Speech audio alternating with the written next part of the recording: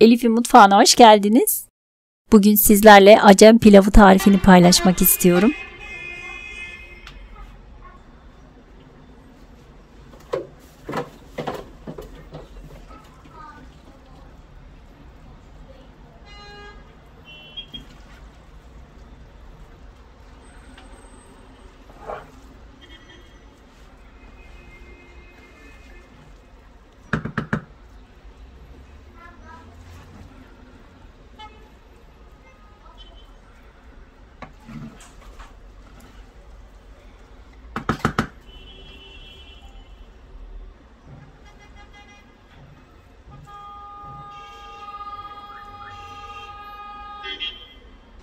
Derince bir kabın içerisine 2 kupa baldo pirinci alalım.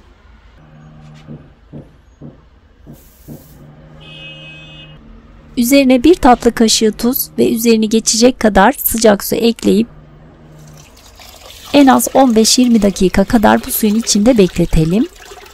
Daha fazla bekletirseniz de sorun olmaz.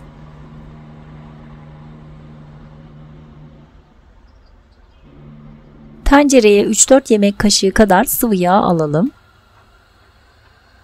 Üzerine 400 gram kadar dana kuşbaşı eti alalım. Yüksek ateşte ara ara karıştırarak kavuralım.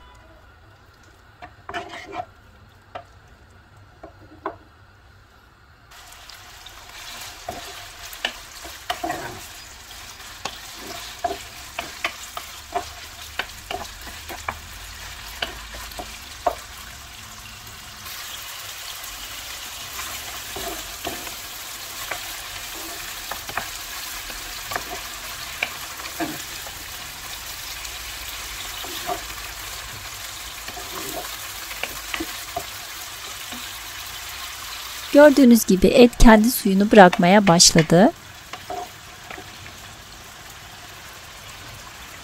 Üzerine 1 su bardağı sıcak su ekleyip karıştıralım.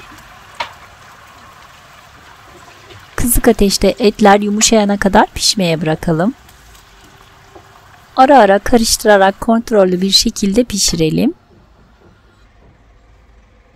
Suyunu çekmeye başladığında etiniz halen pişmediyse üzerine tekrardan sıcak su ilavesi yaparak eti güzelce pişirelim.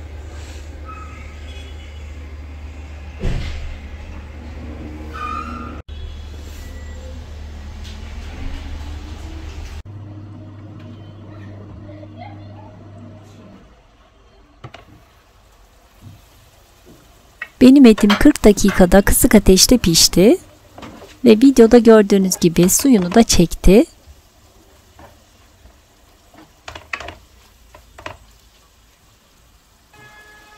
Üzerine 1 yemek kaşığı tereyağı ekleyelim.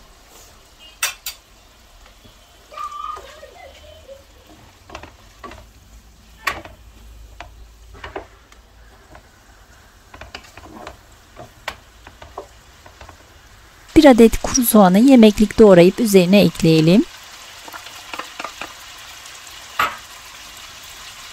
Soğan yumuşayana kadar orta ateşte kavurmaya devam edelim.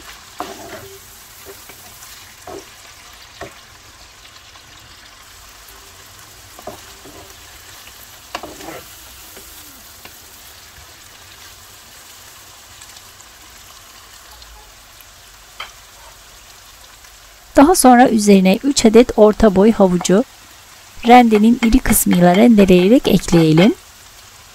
Havuçlar da biraz yumuşayana kadar kavurmaya devam edelim.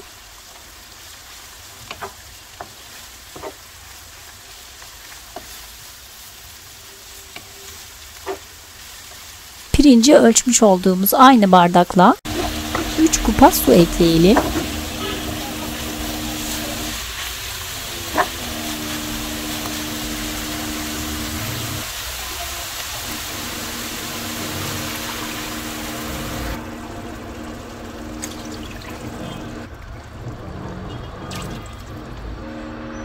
Bir tatlı kaşığı kadar tuz ve birkaç damla limon suyu ekleyip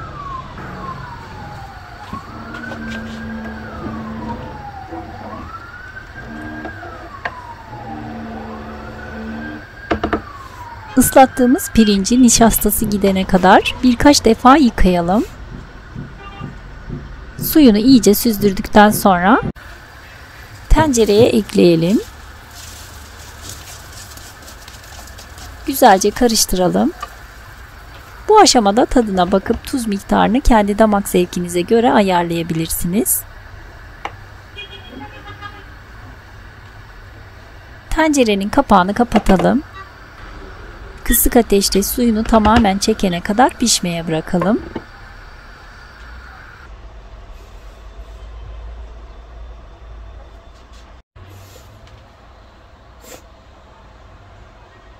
Yaklaşık yarım saatte pilavımız suyunu çekti.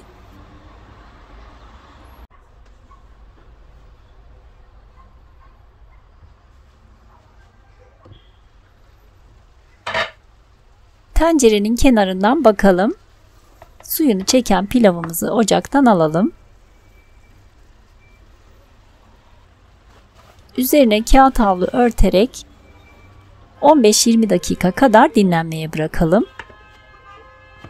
Pilavımız dinlenirken üzerinin bademini hazırlayalım. Tavaya 1-2 yemek kaşığı kadar sıvı yağ alalım. Üzerine 50 gram kadar kabukları soyulmuş bademi ekleyelim. Sürekli karıştırarak rengi pembeleşene kadar kavuralım.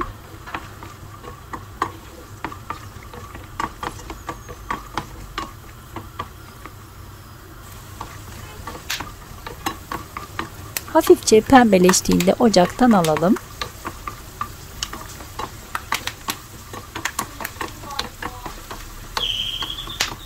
Dinlenen pilavımızı pirinçleri ezmeden güzelce karıştıralım.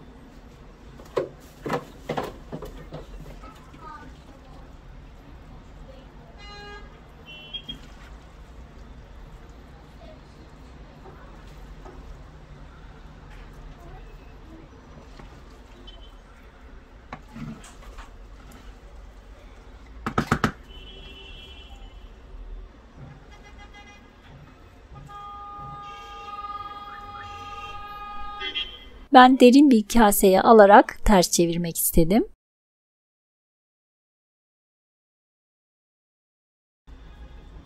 Pilavı kasemize alalım, üzerine hafifçe bastıralım ve düz bir tabağa ters çevirelim. Daha sonra kavurduğumuz bademleri de üzerine yerleştirelim. Badem kullanmak şart değil, isterseniz bademsiz olarak da yapabilirsiniz. Et miktarını da yine azaltabilir veya çoğaltabilirsiniz. Muhteşem görseli ve lezzetiyle pilavımız servis için hazır. Sıcak sıcak servis edelim. Deneyecek olanlara şimdiden afiyet olsun. Videomu buraya kadar izleyip beğendiyseniz beğeni ve yorumlarınızla, beğendiğiniz videolarımı sosyal medya hesaplarınızdan paylaşarak bana destek olabilirsiniz. İzlediğiniz için ve ilginiz için teşekkürler.